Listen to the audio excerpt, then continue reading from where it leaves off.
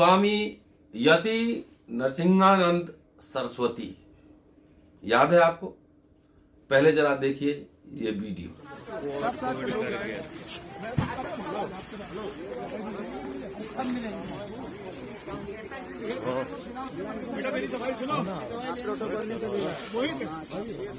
सब खाए जाएंगे तुम्हारे।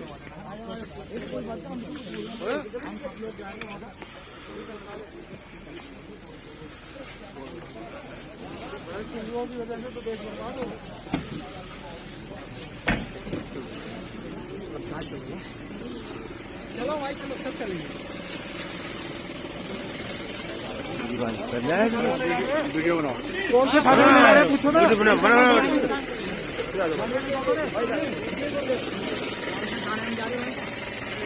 कौन से थाने के लिए जा रहे हो? थाने का नाम तो पूछ लो। थाना कौन सा जा रही है?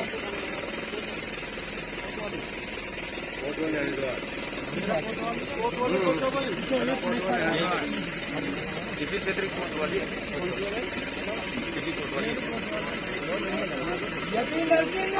संघर्ष करो, हम तुम्हारे साथ हैं। संघर्ष करो, हम तुम्हारे साथ हैं। हर हर। दोस्तों, रतनलाल बोल रहा हूं। काम की बात में आपका स्वागत है और पेश है अंबेडकर नामा। आखिर रूस से पढ़ा हुआ एक नौजवान, एक होनहार छात्र दीपेंद्र त्यागी, इंजीनियर दीपेंद्र त्यागी, जिन्होंने फूड टेक्नोलॉजी में बीटेक की है, इंजीनियरिंग की है, मास्टर्स किया है, कैसे नरसिंहानंद बना, नफरत फैलाने वाला नरसिंहानंद। कई दिनों से मैं ये सोच रहा था कि विस्तार से इनके बारे में जाना जाए। प्रिंट में मौसमी गुप्ता ने एक लेख लिखा है और वो लेख को मैं पढ़ रहा था। मुझे लगा कि अब उनके बारे में आपसे जानकारी साझा की जाए। चलिए अब आते हैं उन्होंने क्या लिखा है, उसमें से कुछ सार संक्षेप आपको बताने जा रहा हूं। उन्होंने लिखा है कि उत्तर प्रदेश में गाजियाबाद जिले के डासना क्षेत्र के तमाम हिंदू और मुसलमान निवासी निश्चित तौर पर इस बात से सहमत होंगे कि करीब एक दशक पहले जब से यति नरसिंहानंद सरस्वती ने डांसना के देवी महंत के तौर पर पदभार संभाला है, तब से उनके शहर की सूरत बदल गई है। नरसिंहानंद ने, जो प्रभावशाली जूना अखाड़े के महामंडलेश्वर भी है, को एक धर्म संसद में गत 1 दिसंबर याद होगा, को दिए गए अपने भाषण के लिए पिछले हफ्ते हरिद्वार में गंगा तट से गिरफ्तार किया गया था, जो वीडियो आपने देखा है। अपने भाषण में उन्होंने हिंदुओं से मुसलमानों के खिलाफ हथियार उठाने को कहा था। उन पर महिलाओं के बारे में आपत्तिजनक टिप्पणी करने का भी मामला दर्ज किया गया था और उन्हें 14 दिनों की न्यायिक हिरासत में भेज दिया गया। डासना गाजियाबाद बेल्ट में दंगों और अभद्र भाषा के इस्तेमाल को लेकर कई एफआईआर में नामजद होने के बावजूद अब तक महंत पर बहुत ही कम आरोप टिक पाए। उन्हें पहले भी 2 बार गिरफ्तार किया जा चुका है, लेकिन हर बार जमानत पाने में कामयाब रहे। दरअसल न केवल एक ऐसा वर्ग है जो नरसिंहानंद के इन भड़काऊ भाषणों का समर्थक है, बल्कि उन्हें हिंदुत्ववादी राजनेताओं का संरक्षण भी हासिल है। लेकिन डांसना में नरसिंहानंद का प्रभाव कितना ज्यादा है, इसे खास तौर पर मंदिर के प्रवेश द्वार पर लगे एक बोर्ड से समझा जा सकता है, जो स्पष्ट चेतावनी देता है यह मंदिर हिंदुओं का पवित्र स्थल है, यहां मुसलमानों का प्रवेश वर्जित है। करीब 1 सदी पुराने इस मंदिर में आने वाले दर्शन करने वाले लोगों को द्वार के बाहर तैनात पुलिसकर्मी को वैध पहचान पत्र दिखाना होता है कि अब आप जाएंगे तो वहां पहचान पत्र दिखाना होगा, जबकि पहले इसके दरवाजे सभी धर्मों के लोगों के लिए खुले रहते थे। पिछले साल मार्च में नरसिंहानंद के शागिर्दों में से एक ने एक 14 वर्षीय मुस्लिम लड़के को बेरहमी से पीटा था, जो पानी पीने के लिए मंदिर के अंदर चला आया था। पिछले अगस्त से यूपी पुलिस के 1 दर्जन से अधिक जवानों की 24 घंटे मंदिर की सुरक्षा के लिए तैनाती की गई है। हालांकि यह तैनाती ऐसे मुस्लिम युवाओं की रक्षा के लिए नहीं है जो भूले भटके यहां आ जाएं, बल्कि एक पुजारी पर चाकू से हमले की घटना के बाद महंत नरसिंहानंद की सुरक्षा को ध्यान में रखकर की गई। हालांकि कुछ स्थानीय निवासी इस बात से काफी खुश हैं कि नरसिंहानंद ने अपने भाषणों और यूट्यूब वीडियो के जरिए कभी गुमनाम रहे इस प्राचीन मंदिर को सुर्खियों में ला दिया है। इनमें से कुछ वीडियो में मुसलमानों के नरसंहार का आह्वान किया गया है, तो कुछ में उन्हें भारत को इस्लामी देश बनाने का इरादा रखने वाले जिहादी करार दिया गया है। इन्हें देखकर दूर दूर से आने वाले तमाम लोग महंत के भक्त बन चुके हैं। महंत के एक ऐसे ही भक्त हैं 27 वर्ष के कृष्ण वल्लभ भारद्वाज, जो पेशे से एक मैकेनिकल इंजीनियर हैं और पिछले 1 साल से डासना देवी मंदिर में ही रह रहे हैं। भारद्वाज का कहना है कि मैंने कॉलेज में उनके वीडियो देखे थे जो मुझे काफी पसंद आए। कॉलेज खत्म होने के बाद मैं यहां नोएडा में ही एक निजी कंपनी ज्वाइन की और फिर मेरी पहली बार गुरुजी से मुलाकात हुई। मैंने तब फैसला किया कि मैं जीवन भर उनका शिष्य बना रहूंगा और डांसना आ गया। हालांकि क्षेत्र के मुसलमान खुद को खतरे में महसूस करते हैं और कुछ हिंदू भी महंत नरसिंहानंद के कट्टरतापूर्ण भाषणों को लेकर कुछ अलग ही राय रखते हैं। नरसिंहानंद के सहयोगियों और उनके पिता राजेश्वर दयाल त्यागी से बातचीत हुई है प्रिंट के रिपोर्टर की, और यह जानने की कोशिश की गई है कि आखिर मॉस्को में पढ़े लिखे इंजीनियर में धार्मिक कट्टरता के बीज कैसे पड़े और यूपी के इस छोटे से शहर में उन्होंने अपना कितना दबदबा बना लिया है। एक मेधावी छात्र मॉस्को में कैटरिंग की सेवा शुरू की थी। नरसिंहानंद के पिता हैं राजेश्वर दयाल त्यागी, 83 वर्ष के हैं और मेरठ एक साधारण परिवार के हैं, और वहीं पे इनके रिपोर्टर की मुलाकात हुई है और वहां और फैमिली के मेंबर्स हैं। और उनके फादर रामेश्वर दयाल रक्षा लेखा विभाग, रक्षा मंत्रालय से रिटायर अधिकारी हैं, और उन्होंने बताया कि नरसिंहानंद का असली नाम दीपेंद्र नारायण सिंह है और उनका जन्म 1972 में बुलंदशहर के हिरनोट गांव में हुआ था। दीपेंद्र और उसके 4 छोटे भाई बहनों की परवरिश सामान्य तरीके से हुई थी। नरसिंहानंद एक मेधावी छात्र थे, लेकिन हमेशा से ही धार्मिक प्रवृत्ति की ओर रुझान रखते थे। उनके पिता राजेश्वर त्यागी ने बताया कि अपनी स्कूली शिक्षा के दौरान वो हमेशा क्लास में अव्वल आता था, कोई उसकी बराबरी नहीं कर पाता था। गणित विषय में वो काफी अच्छा था। छोटी अवस्था में ही दीपेंद्र का रुझान धर्म की तरफ था। वह स्नान और पूजा करने के बाद ही भोजन करता था और उसकी यह आदत हमेशा जारी रही। उन्होंने बताया है कि दीपेंद्र ने अपनी स्कूली शिक्षा हापुड़ के ताराचंद इंटर कॉलेज से पूरी की जहां वो अपनी मौसी के परिवार के साथ रहता था। 12वीं पास करने के तुरंत बाद उसे विदेश मतलब तत्कालीन सोवियत संघ जाने का अवसर मिला था। भारत सोवियत कल्चरल एसोसिएशन की ओर से रूस में पढ़ाई के लिए मेधावी छात्रों को छात्रवृत्ति दी जाती थी। दीपेंद्र को मॉस्को की state chemical academy chemical and machine building में फूड एंड केमिकल टेक्नोलॉजी की पढ़ाई के लिए छात्रवृत्ति मिली थी।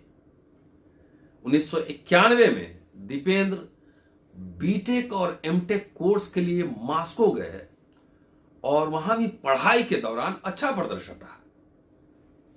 मॉस्को संस्थान में दीपेंद्र स्वामी जी के जूनियर रहे हापुड़ निवासी अरुण त्यागी का कहना है कि उस समय वो भारतीय छात्र समुदाय के बीच काफी लोकप्रिय थे, खासकर अपनी पाक कला के कारण। दीपेंद्र के साथ एक ही हॉस्टल में रहने वाले अरुण त्यागी का कहना है कि हमारे लिए तो वह गुरुजी थे। उन्होंने एक छोटी सी कैटरिंग सेवा भी शुरू की थी, जहां भारतीय छात्रों को घर का खाना बना जैन खाना मिलता था। छात्रों के लिए भोजन मुफ्त थी। हालांकि हम उन व्यापारियों से पैसे लेते थे जो हमसे ऑर्डर मंगाते थे। अरुण आगे कहते हैं कि स्वामी नरसिम्हानंद को वह एक दोस्त मानते हैं, वह एक दोस्त है, लेकिन उनके जीवन अलग अलग है। उनके कुछ विचारों से वे सहमत हैं, लेकिन बस यह यहीं तक सीमित है। उनके दोस्तों का एक छोटा सा समूह है जो मॉस्को में साथ पढ़ते थे और भारत लौटने के बाद कभी कभार मिल लेते हैं। उनके हिसाब से, अरुण के हिसाब से, स्वामी नरसिम्हानंद बहुत मददगार हैं और कहते हैं कि मुझे पता है कि अगर कभी जरूरत पड़ी तो वह मेरा पूरा साथ देने के लिए मौजूद रहेंगे।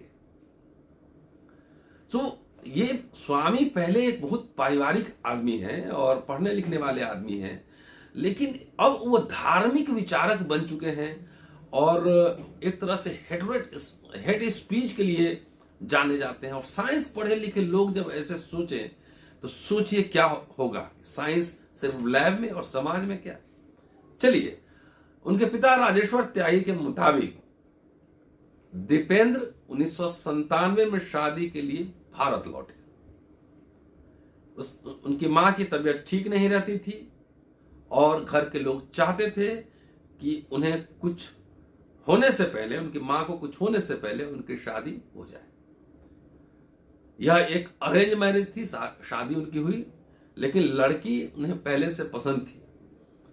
2003 में उनकी मां का निधन हो गया। बीते दिनों की याद करते हुए उनके पिता कहते हैं कि विदेश से लौटते ही दीपेंद्र को राजस्थान में हल्दीराम, एक लोकप्रिय जो फूड चेन है, से नौकरी का ऑफर मिला। उस समय इसके लिए 30,000 रुपए मिल रहे थे, क्योंकि 30,000 रुपए ज्यादा थे, क्योंकि वह उन गिने चुने लोगों में था जिन्होंने मॉस्को से फूड इंजीनियरिंग की डिग्री हासिल की थी। हालांकि दीपेंद्र ने नौकरी का प्रस्ताव स्वीकार नहीं किया। इसके बजाय वह गाजियाबाद चले गए और एक कोचिंग संस्थान खोला, कोचिंग इंस्टीट्यूट, जहां कंप्यूटर साइंस और गणित की कोचिंग वो देते थे। उनके पिता कहते हैं कि लगभग इसी समय 2000 के आसपास प्रथम दशक में दीपेंद्र का संपर्क भाजपा के वरिष्ठ नेता वैकुंठ लाल शर्मा उर्फ प्रेम से हुआ, जो नॉर्थ ईस्ट दिल्ली से 2 बार सांसद रह चुके थे। शर्मा, जिनका निधन 2019 में हो गया है, को कांग्रेस के कद्दावर नेता HKL भगत को 1991 में हराने के लिए याद किया जाता है। वह एक कट्टरपंथी कट्टरपंथी हिंदुत्ववादी विचारक भी थे और राम मंदिर आंदोलन में एक अहम भूमिका निभाई थी। प्रेम साहब बैकुंठ लाल शर्मा, उनके पिता बताते हैं कि मेरा बेटा उनके कार्यक्रम में शामिल होता था जिसमें प्रेम जी संबोधित करते थे और वह उन उपदेशों से प्रेरित होता था, खासकर मुस्लिम विरोधी सख्त रुख से।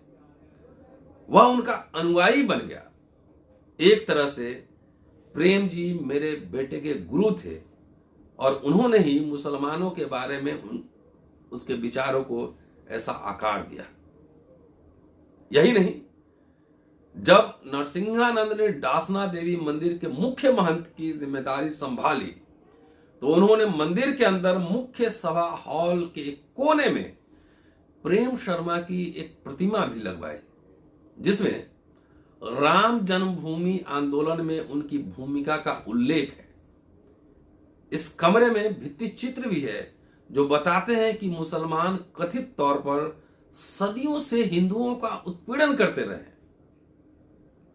हालांकि खुद नरसिंहानंद का दावा है कि उनका मुस्लिम विरोधी रुख एक व्यक्तिगत अनुभव के कारण उपजा है जिससे उन्हें गुजरना पड़ा है। अक्टूबर 2019 में प्रिंट को उन्होंने एक इंटरव्यू दिया था जिसमें दावा किया था कि मुसलमानों के प्रति उनका रवैया तब बदला जब गाजियाबाद के एक कॉलेज की एक लड़की ने उन पर अपने मुस्लिम दोस्तों से उसकी रक्षा नहीं करने का आरोप लगाया जो उसे परेशान कर रहे थे। इसी इंटरव्यू में नरसिंहानंद ने दावा किया कि वह समाजवादी पार्टी सपा की युवा ब्रिगेड में शामिल हो गए। अब हुए नहीं हुए लेकिन कहा जा रहा है। उनके पिता राजेश्वर त्यागी का कहना है कि 2005 के आसपास मतभेद उत्पन्न होने तक उनका बेटा समाजवादी पार्टी से ही जुड़ा था। यह मतभेद सपा की तरफ से गाजियाबाद में आला हजरत हज हाउस का निर्माण शुरू कराए जाने को लेकर उपजे थे। उनके पिता का कहना है कि दीपेंद्र ने निर्माण के विरोध में गाजियाबाद कलेक्टर के बाहर धरना भी दिया था। इसके तुरंत बाद ही दीपेंद्र ने राजनीतिक गतिविधियों से किनारा कर लिया और पारिवारिक जीवन भी त्याग दिया। उन्होंने संन्यास ले लिया और यति नरसिंहानंद सरस्वती का नाम ग्रहण कर लिया। पिता को उस समय को याद करते हुए कहते हैं कि उसने संन्यास लेकर घर आना बंद कर दिया और भगवा वस्त्र पहनने लगा। उसने अपने उपदेशों का वीडियो बनाना और धार्मिक सभाओं में बोलना शुरू कर दिया। उनके मुताबिक नरसिंहानंद की पत्नी और बेटी जो अब दूसरे राज्य में रहती है कभी कभार उनसे मिलने डासना देवी मंदिर जाती हैं, लेकिन उनके पिता का कहना है कि अब हम अपना अलग जीवन जी रहे हैं। उनका कहना है कि मैं तो चाहता था कि बुढ़ापे में वह मेरा सहारा बने, लेकिन जब कोई सुनता ही नहीं तो आप क्या कर सकते हैं। हम जीना तो छोड़ नहीं देंगे। अब इस घर का मुखिया मैं ही हूं। उनका कहना है कि उन्होंने अपने बेटे से उसके उत्तेजक भाषणों पर बात करने की कोशिश की लेकिन कोई फायदा नहीं हुआ। उनका कहना है कि मैंने उससे कहा कि तुम साधु हो, ऐसी आक्रामकता, ऐसी घृणा की भावना साधु को शोभा नहीं देती। यह सही है कि आतंकवादी हैं जो मुसलमान हैं, लेकिन इसका मतलब यह नहीं कि सभी मुसलमान आतंकवादी हैं। पिता ज्यादा समझदार लग रहे हैं, लेकिन कौन सुनता है, वह तो खुद समझदार है।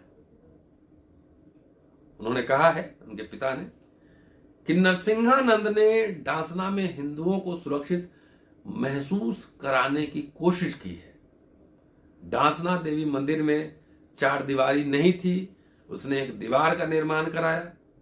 मंदिर में जो ही बदलाव हुए वो उसके समय में ही हुए। हालांकि नरसिंहानंद डासना कैसे पहुंचे और कैसे वहां के महंत बने, इस बारे में थोड़ी सी जानकारी उपलब्ध है, लेकिन पूरी तरह से स्पष्ट नहीं है। उनकी वहां पे छवि एक दबंग नेता के रूप में बनाई जाती है, जिसने डासना को बदल दिया है। तो डासना के पूर्व भाजपा पार्षद सत्येंद्र चौहान का कहना है कि वह और शहर के कुछ अन्य प्रबुद्ध लोग ही 2007 में नरसिंहानंद को महंत बनाकर लाए थे। चौहान के मुताबिक उस समय मंदिर और आसपास के क्षेत्र बहुत असुरक्षित, कोट अनकोट असुरक्षित थे और लूटपाट की तमाम घटनाएं होती रहती थी। चौहान का कहना है कि उस समय यहां एक दबंग नेता की जरूरत थी और नरसिंहानंद इसमें एकदम फिट बैठते थे। चौहान का कहना है कि मैंने गाजियाबाद में उनके जोरदार भाषण सुने थे। वे युवाओं में लोकप्रिय थे और उनकी संगठनात्मक क्षमता भी काफी अच्छी थी। हमने सोचा था कि वह मुस्लिम इलाकों के बीच स्थित इस मंदिर का प्रबंधन संभालेंगे और इसकी सुरक्षा करेंगे। बहरहाल यह क्षेत्र फिर कभी पहले जैसा नहीं रहा, लेकिन स्थानीय निवासी इस बदलाव के बारे में अलग अलग राय रखते हैं। कुछ का कहना है कि डासना को बेहतरी के लिए बदला गया है, जबकि अन्य इसके उलट राय रखते हैं। डासना मंदिर में प्रार्थना करने आई एक 27 वर्ष की गृहिणी और डीसीएम कॉलोनी निवासी हैं मोहिनी चतुर्वेदी। उन्होंने प्रिंट को इंटरव्यू दिया है, जिन्होंने कहा है कि वह नरसिंहानंद की वजह से सुरक्षित महसूस करती हैं। उनका कहना है कि हम मुस्लिम इलाकों में अकेले जाने अनजाने में सुरक्षित महसूस नहीं करते। स्वामी जी ने उनसे खुलकर मोर्चा ले लिया है। मैं स्वामी जी की उपस्थिति में सुरक्षित महसूस करती हूं। यहां के अन्य हिंदू भी ऐसा महसूस करते हैं, लेकिन मुसलमानों के विरोध के डर से खुले तौर पर ऐसा नहीं कहते। हालांकि इस क्षेत्र के कुछ नागरिक जो शुरू में नरसिंहानंद के समर्थक होते थे, अब उनके बारे में कुछ ज्यादा अच्छी राय नहीं रखते। मंदिर के ठीक सामने वाली गली में रहते हैं सतीश शर्मा। उनका कहना है कि मंदिर कुछ समय से असामाजिक तत्वों, कोट अनकोट असामाजिक तत्वों का अड्डा बनता जा रहा है। शर्मा का कहना है कि उनके भक्त बंदूक लेकर मंदिर परिसर में घूमते रहते हैं। उन्होंने हाल ही में मंदिर परिसर में एक जिम बनवाया है, जहां बाहर से कुछ लोग आकर अभ्यास करते हैं। हम पहले तो उनका समर्थन करते थे, लेकिन 4-5 साल बाद जब हमने उनका कट्टरपंथी रूप देखा तो हमने उनसे दूरी बना ली। उधर बाबा नरसिंहानंद के अनुयायियों का कहना है कि बंदूकों पर भले ही सवाल उठाया जा रहा है, लेकिन वे लाइसेंसी हैं और स्थानीय निवासियों की रक्षा के लिए। लेकिन आसपास रहने वाले मुसलमानों ने कहा है कि वे इलाके में सुरक्षित महसूस नहीं करते हैं और इस बात से परेशान है कि यहां किस तरह सांप्रदायिक ध्रुवीकरण हो रहा है। दुधिया पीपल चौराहा के निवासी हैं मोहम्मद दिलशाद, जो इस इलाके की सबसे पुरानी मिठाई की दुकानों में से एक के मालिक हैं। वे बताते हैं कि डासना देवी मंदिर के जीर्णोद्धार में, रेनोवेशन में उनके परिवार ने भी मदद की थी और अब इस बात से आहत हैं कि वे अब इसमें प्रवेश नहीं कर सकते। दिलशाद ने कहा कि हम यहां रहने वाले मुसलमानों की तीसरी पीढ़ी में आते हैं। मुझे अच्छी तरह याद है कि जब मैं बच्चा था तो शेर वाली झांकी के दौरान डासना देवी मंदिर जाता था। मेरे परिवार ने मंदिर के जीर्णोद्धार में मदद की थी और अब उन्होंने एक बोर्ड लगा दिया है जिसमें कहा गया है कि मुसलमान मंदिर में प्रवेश नहीं कर सकते। ऐसा क्यों? डासना स्थित तेलियो वाली मस्जिद के पास रहने वाले 40 वर्ष के बड़ई नईम सैफी भी वह दौर याद करते हैं जब हिंदू और मुसलमान यहां साथ मिलकर रहते थे। सैफी ने कहा, हम यहीं पले बढ़े हैं। बाबरी मस्जिद गिराए जाने के बाद भी हिंदू और मुसलमान एक दूसरे के साथ सद्भाव के साथ रहते थे।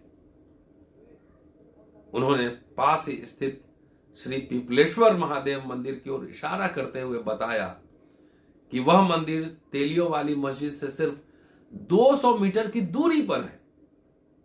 यहां मिली जुली संस्कृति बिना किसी बाधा के बरकरार है। यहां मुसलमानों पर पाबंदी वाला कोई पोस्टर नहीं है।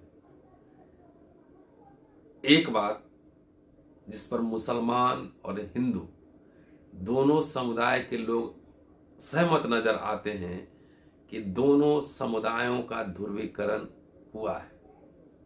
दोनों समुदाय का ध्रुवीकरण हुआ है। पहले मेरठ में तैनात एक वरिष्ठ पुलिस अधिकारी जो डासना में पहले पोस्टेड रह चुके हैं, उनका कहना है कि कानून व्यवस्था की स्थिति बिगड़ी है। उनका कहना है कि क्षेत्र में अपराध बढ़ा है। यह सच है कि दो समुदायों के बीच दुश्मनी के कारण माहौल बहुत अस्थिर हो गया है। मामला यह है, ध्रुवीकरण से धार्मिक कट्टरपंथियों को फायदा मिलता है। सो हेट स्पीच के कारण विवादों में घिरी हरिद्वार की धर्म संसद में मौजूद लोगों में दिल्ली भाजपा के पूर्व प्रवक्ता अश्वनी उपाध्याय भी शामिल थे। हालांकि बाद में उन्होंने यह कहते हुए किनारा कर लिया या दूरी बना ली कि वह केवल थोड़े समय के लिए थे। नेता लोग का यही काम होता है भाई साहब, कि जब मामला फंसता है तो लोग जो है किनारा कर लेते हैं। हालांकि भाजपा के आला पदाधिकारी आमतौर पर नरसिंहानंद से सुरक्षित दूरी बनाकर रहते हैं, लेकिन उनके समर्थकों का दावा है कि स्थानीय भाजपा उम्मीदवार अक्सर अपने अभियानों के दौरान प्रचार के लिए महंत साहब की मदद लेते हैं। नेता लोग मदद लेते हैं इनकी।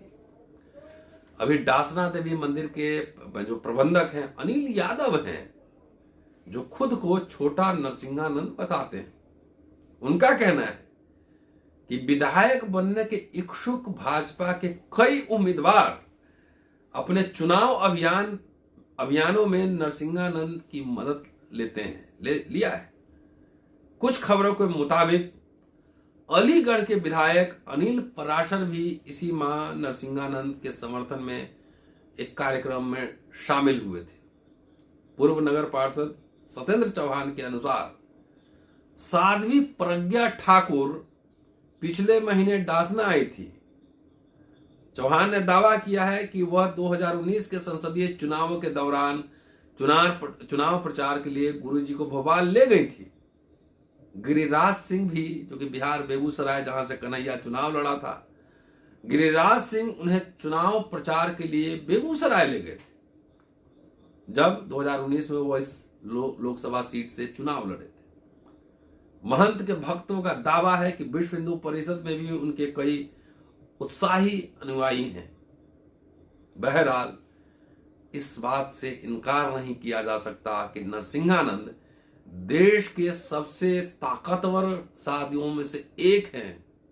पिछले साल उनका जूनागढ़ अखाड़े के महामंडलेश्वर के रूप में अभिषेक किया गया था, जिसे देश के 13 अखाड़ों या हिंदू मठों के क्रम में सबसे महत्वपूर्ण माना जाता है। वह दिसंबर में हरिद्वार में आयोजित उस धर्म संसद के मुख्य आयोजनकर्ता भी थे, जहां उन्होंने हिंदुओं से मुसलमानों के खिलाफ हथियार उठाने का आह्वान किया था। हालांकि हरिद्वार का साधु समुदाय नरसिंहानंद की गिरफ्तारी को लेकर विभाजित नजर आता है। जहां धर्म संसद से जुड़े रहे संतों का एक वर्ग उनकी रिहाई की मांग कर रहा है, वहीं दूसरे वर्ग ने दूरी बना ली है।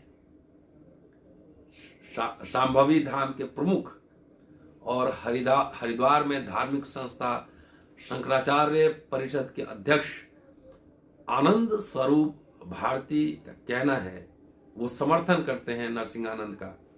भारती का कहना है, यति नरसिंहानंद हमारा गौरव है।